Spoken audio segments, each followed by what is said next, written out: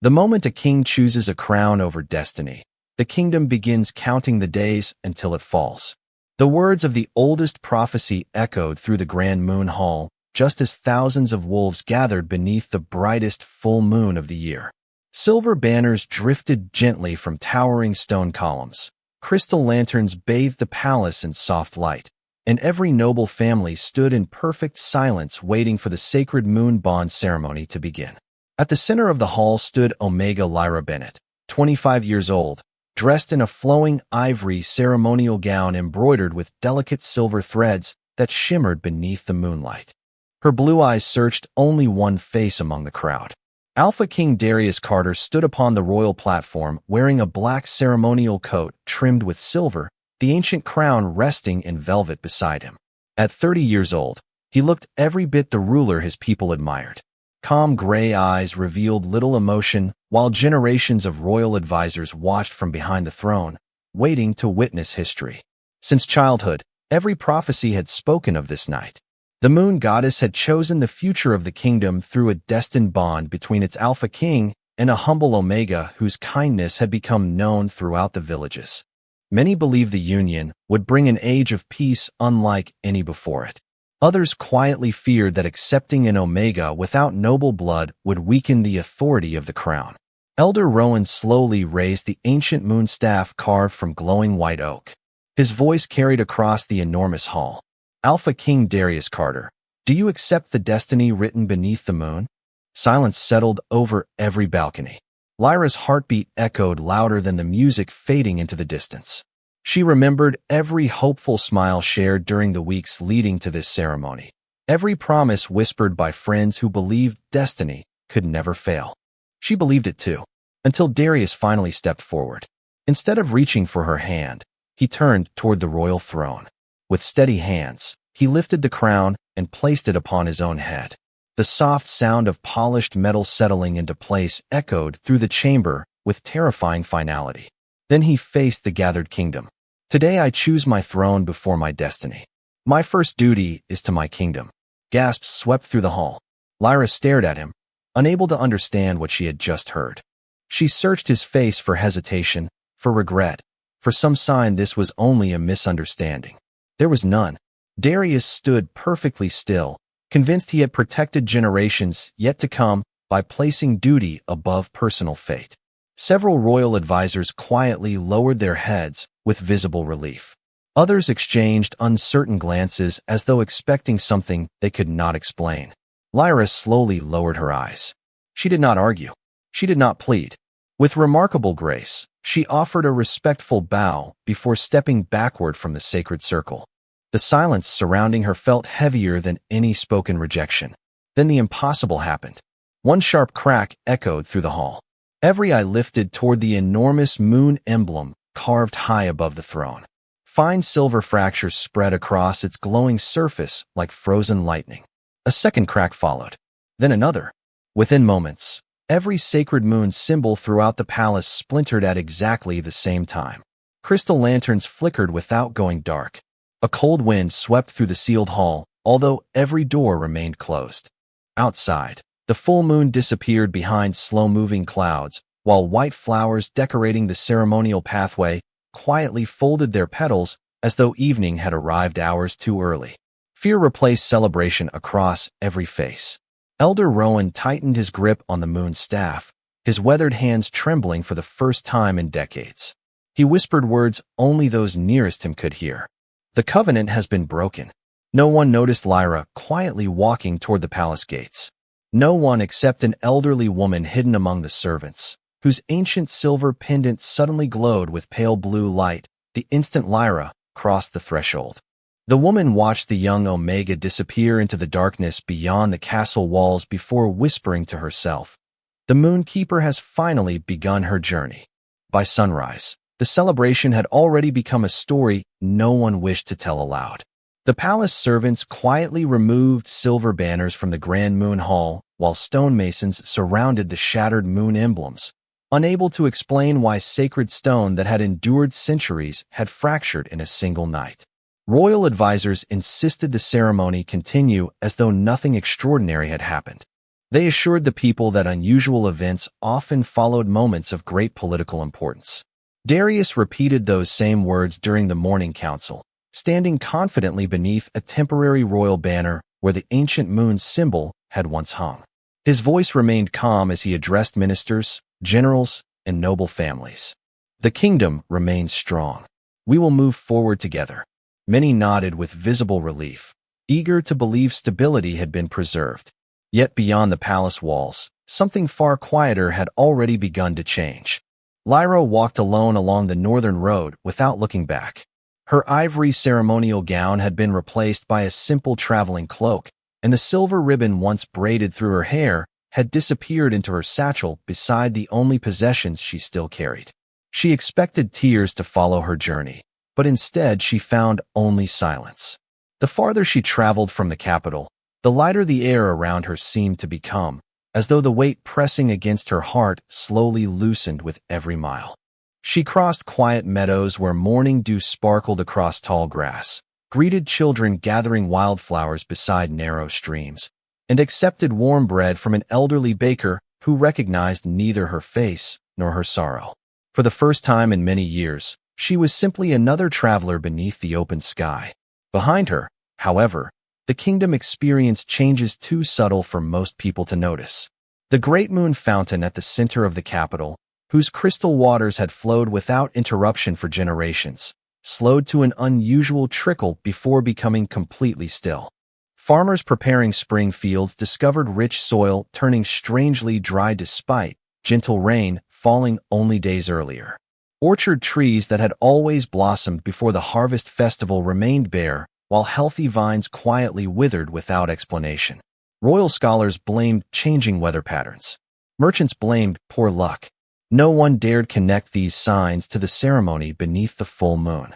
Inside the palace observatory, Elder Rowan climbed the spiral staircase leading toward the oldest celestial chamber. Ancient charts covered every wall, recording hundreds of years of moon cycles, harvests, and royal ceremonies. As sunlight passed through the great crystal dome overhead, he slowly opened a weathered volume sealed with white wax. The final pages described an event witnessed only once in forgotten history, when a ruler had chosen power over the covenant written beneath the moon. Rowan's hands trembled as his eyes reached the final sentence. The land shall not perish in anger, but in silence, one season at a time. He quietly closed the book before anyone else entered the chamber. Far beyond the capital, Lyra reached the edge of the ancient evergreen forest just as evening painted the sky with soft shades of gold and lavender. Birds continued singing among towering pines, yet something unusual caught her attention. Every flower growing beside the forest path remained vibrant and full of color, completely untouched by the strange fading spreading across the kingdom behind her. She gently knelt to touch a blooming white lily. The moment her fingertips brushed its petals, a faint silver glow spread through the flower before moving across nearby blossoms like ripples upon calm water. Hidden among the trees, unseen eyes quietly observed the miracle. An elderly woman wearing weathered green robes stepped from behind an ancient oak, her pale blue pendant glowing with the same gentle light that had awakened outside the palace gates. She studied Lyra with quiet wonder before whispering almost breathlessly, "The forest still remembers her." The elderly woman did not step closer immediately. She remained beneath the shelter of the towering pines, watching Lyra with quiet patience as silver light slowly faded from the field of white lilies. Evening settled gently across evergreen forest, filling the air with the fragrance of cedar and fresh moss, while golden rays slipped between ancient branches untouched by the strange decline spreading across the distant kingdom. Lyra looked up, sensing she was no longer alone. Their eyes met across the quiet clearing, and instead of fear, she felt an unexpected sense of familiarity. The woman offered a gentle smile before finally approaching with measured steps. Her weathered green robes blended naturally with the forest, and the pale blue pendant resting over her heart shimmered softly with every movement. "The flowers have not answered anyone in many years," she said in a calm voice. Lyra lowered her hand from the blooming lily. "I did not mean to disturb anything." The woman shook her head. "You awakened something. There is a difference." Before Lyra could ask another question, the distant sound of frightened voices echoed through the trees. A young boy, no older than 8, stumbled from the forest path calling for his family. His small woven basket lay overturned behind him, scattering fresh berries across the ground. He stopped suddenly after noticing the strangers, his breathing uneven as he looked around in confusion. "I cannot find my mother," he whispered. Lyra immediately knelt beside him, her expression warm and reassuring. "We will help you." She gently picked up the basket and offered it back to him before taking his small hand. Together they followed faint footprints through winding trails lined with towering ferns and ancient oaks. The elderly woman walked silently behind them, observing every choice Lyra made without offering guidance. Instead of rushing, Lyra spoke calmly to the frightened child, pointing out familiar birds, streams, and patches of wildflowers until his fears slowly gave way to trust. Nearly an hour later, relieved voices echoed through the forest as a worried family emerged from between the trees. The boy ran toward his parents, who embraced him with grateful smiles before repeatedly thanking Lyra for her kindness. As the family disappeared down the woodland path, something extraordinary happened. Gentle shafts of moonlight filtered through branches that moments earlier had hidden the evening sky. Tiny silver lights drifted through the air like glowing seeds carried by the breeze. They circled Lyra without touching her before spreading quietly among the surrounding trees. Leaves that had begun turning pale regained their rich green color almost instantly. Small woodland animals cautiously emerged from hidden burrows, gathering nearby without fear. The elderly woman's eyes filled with emotion she no longer tried to conceal. "The forest remembers its guardian," she whispered. Lyra looked around in astonishment. "I do not understand any of this." The woman slowly reached into the folds of her robe and removed an ancient wooden medallion carved with the image of a crescent moon surrounded by intertwining branches. The moment Lyra touched it, the symbol engraved upon its surface glowed with the same silver light that had awakened the lilies beside the road. The woman bowed her head with deep respect. "My name is Sister Miriam," she said quietly. "For 25 years we have searched for the last descendant of the Moonkeepers." Lyra stared at the glowing medallion, unable to find words. Sister Miriam gently closed Lyra's fingers around it before looking toward the distant mountains hidden beyond the forest canopy. "There is a place few people remember," she said softly. "A sanctuary where the oldest promises of the moon were never forgotten. If you are willing to trust me, it is time for you to learn why the forest welcomed you home." Lyra followed Sister Miriam deeper into evergreen forest, until familiar trails disappeared beneath towering ancient trees untouched by time. The air grew cooler with every step, carrying the soft scent of cedar, wild herbs, and fresh rain even though no clouds crossed the evening sky. Moonlight filtered gently through the thick canopy, illuminating a narrow stone pathway almost completely hidden beneath emerald moss. It felt less like a road and more like a memory waiting to be remembered. After hours of quiet walking, the forest slowly opened into a secluded valley unlike any place Lyra had ever imagined. Crystal streams curved around white stone terraces covered with blooming lilies, while graceful silver trees surrounded an ancient temple carved directly into the mountainside. Hundreds of glowing lanterns floated peacefully above the water without ropes or chains, reflecting like scattered stars upon the calm surface below. Lyra stopped in silent amazement. "I have never heard of this place," she whispered. Sister Miriam smiled gently. "Very few have. Those who protect balance are rarely remembered until balance disappears." As they approached the temple entrance, several elderly men and women dressed in flowing silver robes quietly stepped forward. None appeared surprised to see Lyra. Instead, they lowered their heads with quiet respect, their expressions filled not with celebration but with relief.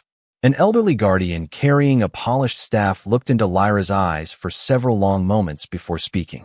"The moon has guided you home." Massive stone doors slowly opened, revealing a circular chamber illuminated by a skylight where the full moon shone directly onto an ancient marble floor engraved with countless moon phases. At the center rested a pedestal holding a crystal sphere that glowed with soft silver light. As Lyra entered the chamber, the sphere brightened noticeably. Gentle streams of light spread across the carved floor, awakening symbols that had remained dormant for decades. The guardians exchanged emotional glances but remained silent. Sister Miriam guided Lyra toward the center of the chamber. "Place your hand upon the crystal," she said softly. Lyra hesitated only briefly before reaching forward. The moment her fingertips touched its smooth surface, warm light surrounded her without causing fear or discomfort. Images slowly formed inside the glowing crystal. She saw peaceful forests, flowing rivers, healthy fields, and generations of men and women wearing the same crescent moon symbol, protecting villages through wisdom rather than force. Then the vision changed. She saw one guardian standing beside an alpha king beneath a brilliant full moon, their joined hands surrounded by silver light that spread across an entire kingdom. Finally, the images faded. The oldest guardian stepped closer, his voice steady despite visible emotion. "You are the last descendant of the Moonkeepers." Lyra slowly withdrew her hand. "What is a Moonkeeper?" Sister Miriam answered before anyone else could speak. Long before kingdoms competed for power, Moonkeepers protected the harmony between the land, the people, and the sacred covenant of destiny. Their gift was never about ruling. It was about preserving balance wherever pride threatened to destroy it. Lyra listened in stunned silence as every unanswered question from her childhood slowly began fitting together. "Then why was I hidden?" she asked quietly. The elderly guardian lowered his eyes. "Because the last Moonkeeper understood that one day someone would value a throne more than the covenant itself. She feared her descendants would become targets before the appointed time." Sister Miriam gently placed both hands upon Lyra's shoulders. "That appointed time has finally arrived." At that exact moment, the crystal sphere suddenly dimmed before releasing a faint pulse of silver light that rippled through the temple. One young guardian hurried toward the entrance after noticing something unusual outside. Beyond the sanctuary, where every valley had remained green for centuries, the first distant hillside had begun turning pale beneath the moonlight. The oldest guardian looked toward the fading landscape with quiet sorrow before whispering, "The kingdom has entered the first season of imbalance, and unless the covenant is restored, this sanctuary will not remain untouched forever."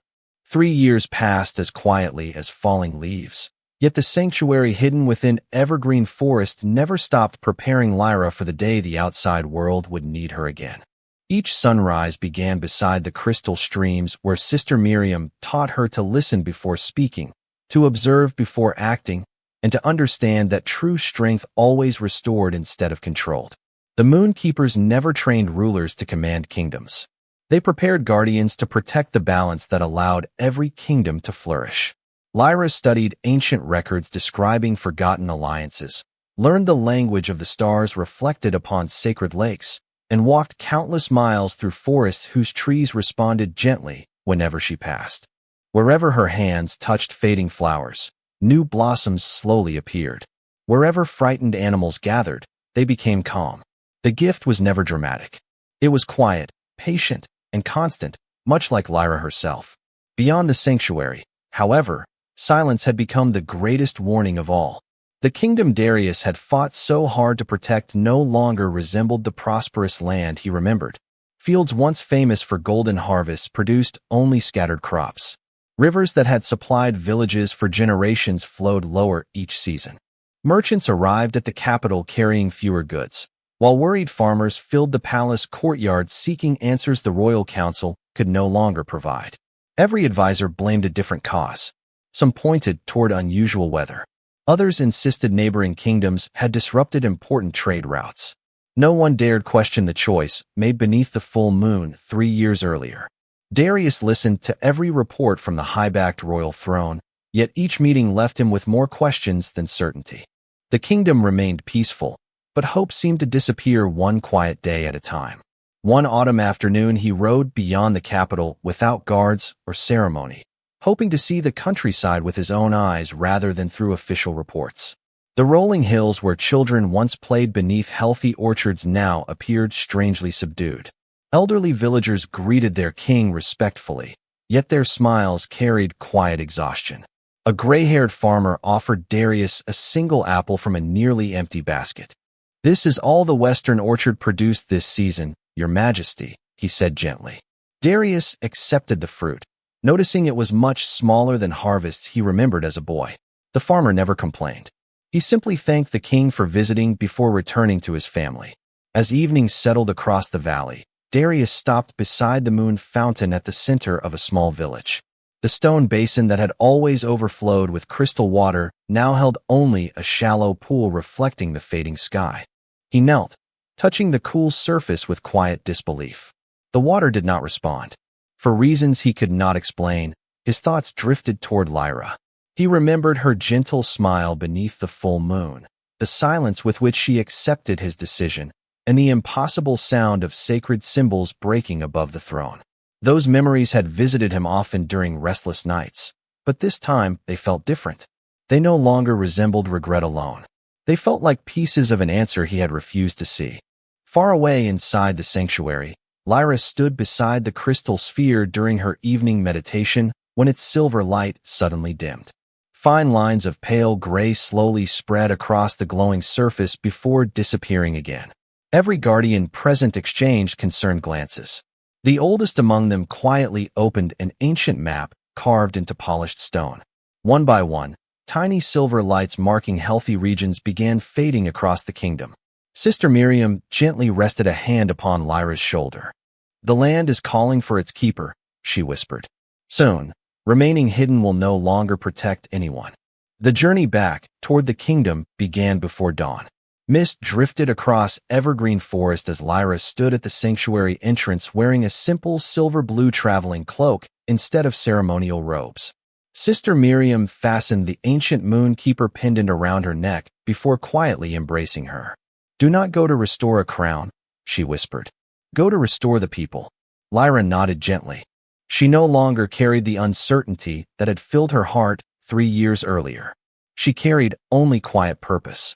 Accompanied by 2 elder guardians, she followed forgotten forest paths that wound through valleys where the effects of the growing imbalance became impossible to ignore.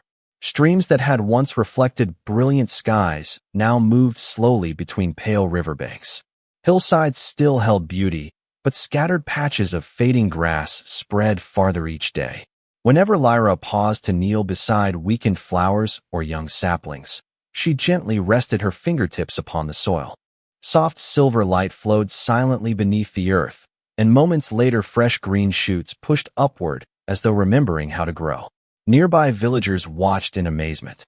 Word spread from one settlement to the next that a mysterious young woman dressed in silver seemed to leave hope wherever she traveled. She accepted no gifts, asked for no recognition, and remained only long enough to encourage families before continuing her journey. Children began calling her the Lady of Moonlight, while elders quietly exchanged stories that had not been spoken aloud for generations.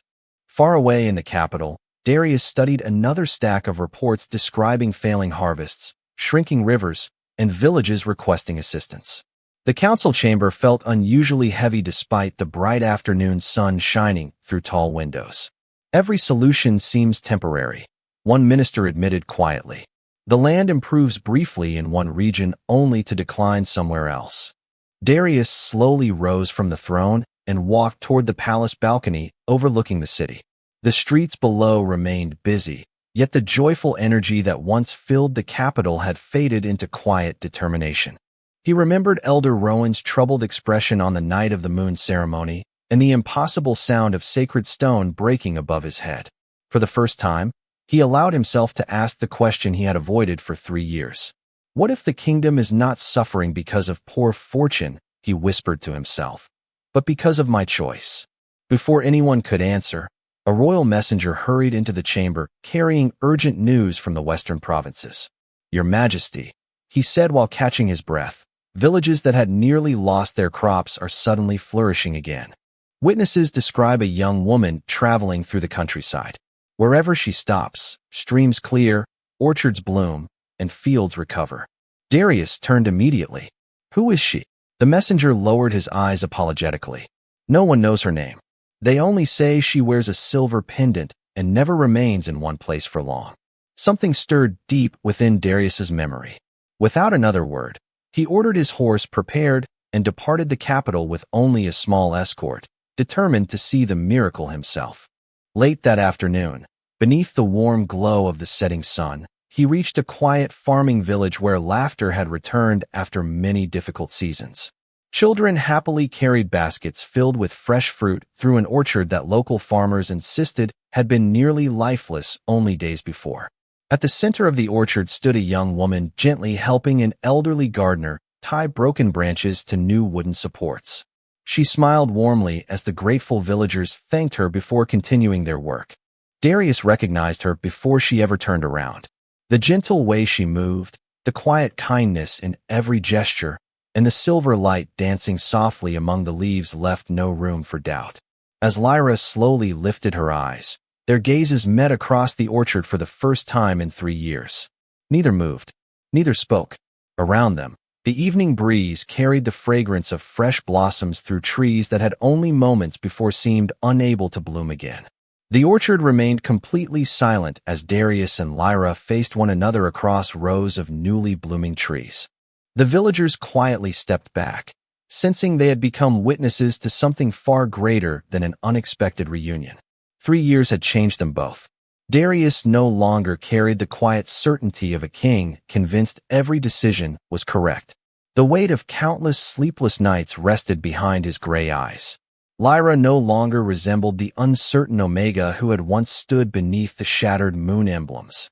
Calm confidence surrounded her like gentle moonlight, and every movement reflected quiet purpose rather than wounded pride. For several long moments, neither spoke. Finally, Darius lowered his head, a gesture no one present had ever seen their alpha king offer another person. "I have searched for the right words," he admitted softly. "I have failed to find them." Lyra studied him without anger.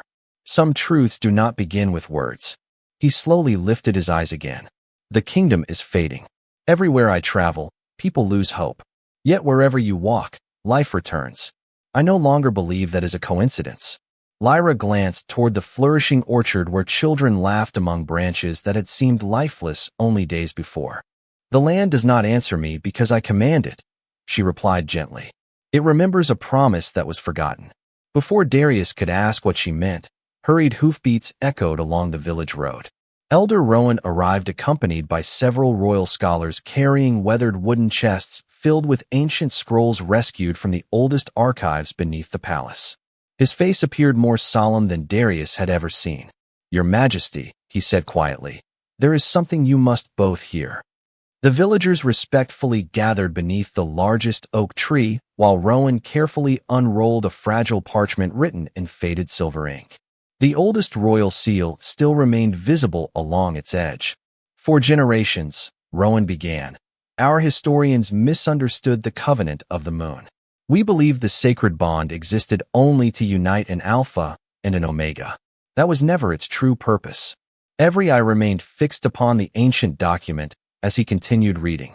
"When the moonkeeper stands beside the alpha by choice, the covenant protects the harmony between ruler, people, and land. Should an alpha willingly place the crown above the covenant, the kingdom shall not fall through war or disaster, but through the slow unraveling of balance itself." Silence settled beneath the spreading branches. Darius closed his eyes as every unexplained event from the past 3 years suddenly formed a single painful truth. The failing harvests, the quiet rivers, the fading forests, none had been punishment directed at him alone. The entire kingdom had carried the consequences of one decision made beneath the full moon. "Then this is my fault," he whispered. Rowan slowly shook his head. "It is the consequence of a broken covenant, not the measure of a broken man. Every choice creates another choice." Sister Miriam, who had quietly arrived with the moonkeepers, stepped beside Lyra and gently placed the ancient crystal pendant into Rowan's hands. Its silver glow illuminated another hidden passage beneath the original prophecy. Rowan's voice grew almost reverent as he read the final lines aloud. "The covenant may never be restored through regret alone. Only when the one who chose the crown freely releases it for the good of the people shall the moon remember its promise." Darius looked toward the royal crown resting inside the saddlebag beside his horse. For the first time since the ceremony 3 years earlier, he understood that saving his kingdom might require surrendering the very throne he had sacrificed everything to keep.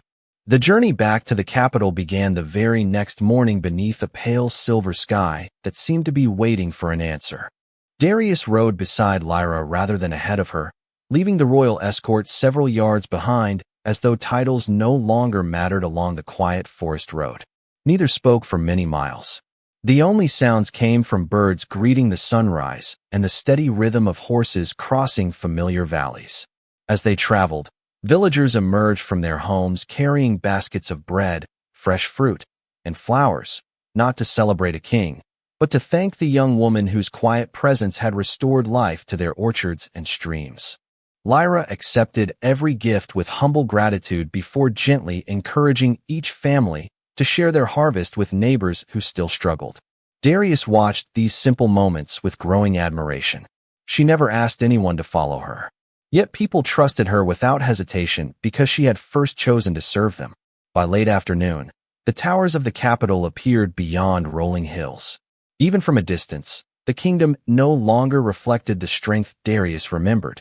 The once brilliant moon fountain remained nearly dry, and several gardens surrounding the palace had faded into muted shades of gray. Citizens respectfully welcomed their king, but concern lingered behind every smile. Inside the Grand Moon Hall, the fractured moon emblems still stretched across the high stone walls exactly as they had on the night everything changed. The royal council assembled immediately after Darius returned. Noble families, military commanders, scholars, and village representatives filled every seat, expecting their king to announce another plan to rescue failing harvests. Instead, Darius slowly approached the royal throne without sitting upon it. He looked across the chamber where generations of rulers had defended power above all else. Then he removed the ancient crown from his head and held it carefully in both hands. Complete silence settled across the hall. 3 years ago, he began quietly. I believe protecting this throne meant protecting the kingdom. I understand now that I confused authority with responsibility. Several advisors exchanged startled glances, but no one interrupted. Darius turned toward the gathered citizens rather than the nobles. A ruler who values a crown above the people no longer deserves either. With deliberate care, he placed the royal crown upon the empty throne instead of wearing it. The sound of polished gold touching carved wood echoed gently through the chamber. No applause followed, only stillness. Lyra stepped forward carrying the ancient moonkeeper pendant. Sister Miriam and Elder Rowan joined her at the center of the hall beneath the largest fractured moon emblem. Rowan lifted the restored covenant scroll while Lyra gently placed one hand upon the crystal pendant. Soft silver light slowly spread through the chamber, illuminating the broken carvings above the throne. The light did not explode outward or overwhelm the room. It flowed quietly through every crack in the ancient stone, as though patiently mending something that had waited years to heal. Outside the palace, citizens looked toward the sky as clouds gradually parted, allowing brilliant moonlight to wash across rooftops, gardens, and distant fields. The dry moon fountain released its first clear stream of water in years. White lilies surrounding the palace slowly opened their petals despite the late season. Elder Rowan smiled through grateful tears as he watched the sacred symbols regain their gentle glow. Yet before anyone could celebrate, the crystal pendant dimmed once more. Sister Miriam looked toward Lyra with quiet understanding while Rowan unfolded the final page of the covenant scroll. His expression became unexpectedly solemn. The balance has begun returning, he said softly. But the covenant is not yet complete. One final choice remains before the moon decides whether this kingdom has truly learned the difference between ruling with power and leading with wisdom. The final page of the covenant scroll remained open beneath the restored moon emblems as every person inside the Grand Moon Hall waited in complete silence. Moonlight poured through the towering crystal windows, illuminating the ancient words that had remained hidden for generations. Elder Rowan slowly raised his eyes from the faded parchment before speaking in a voice filled with quiet reverence. The final covenant cannot be completed by destiny alone. It must be sealed by a choice freely given, without expectation of reward. No one moved. Darius looked toward the empty throne where the royal crown still rested untouched. For the first time since becoming Alpha King, he felt no desire to reclaim it. He stepped away from the throne and walked toward the center of the chamber where Lyra stood beside Sister Miriam. Every noble, every advisor, and every citizen watched as their former king lowered himself onto one knee, not before a ruler, but before the woman whose worth he had failed to recognize years earlier. "I cannot undo the choice I made," he said quietly. "I cannot return the years the kingdom lost, nor erase the pain my decision caused. But I can choose differently today. I release every claim to the throne, not because I have been defeated, but because my people deserve a future built upon wisdom rather than pride." His words echoed gently through the chamber before fading into complete stillness. Lyra looked at him for a long moment. She remembered the frightened Omega she had once been, the lonely road beyond the palace gates, the hidden sanctuary, and every lesson the Moon Keepers had entrusted to her. None of those experiences had been meaningless. They had shaped the person standing here now. She slowly extended her hand, inviting Darius to rise. "Forgiveness is not forgetting," she said softly. "It is choosing not to let yesterday decide tomorrow." Darius accepted her hand and stood. At that exact moment, the crystal pendant resting against Lyra's heart began glowing with gentle silver light. Warm streams of moonlight flowed across the chamber, weaving through every restored moon emblem before drifting beyond the palace walls. Throughout the kingdom, rivers regained their clear currents, orchards blossomed with fresh fruit, and fields once faded by quiet decline turned green beneath the night sky. The moon fountain rose high once again, its crystal waters sparkling beneath the full moon as joyful voices filled the capital for the first time in years. Elder Rowan smiled peacefully as the final words of the prophecy slowly disappeared from the covenant scroll, their purpose fulfilled at last. In the months that followed, the kingdom embraced a new beginning. Rather than appointing another absolute ruler, a council of guardians was formed to guide the realm with representatives from every region, while the wisdom of the Moon Keepers became part of the kingdom's future instead of its forgotten past. Lyra accepted the role of first Moon Keeper, traveling across the land to preserve the harmony between nature and the people, never seeking titles beyond the responsibility she willingly carried. Darius chose a different path. He lived among the villages he had once governed from a distant throne, helping rebuild bridges, restore orchards, and listen to the voices he had once been too busy to hear. Seasons passed, and respect quietly replaced regret. One peaceful evening, beneath the same full moon that had witnessed the beginning of their story, Lyra and Darius stood together beside the restored moon fountain. Neither wore symbols of power.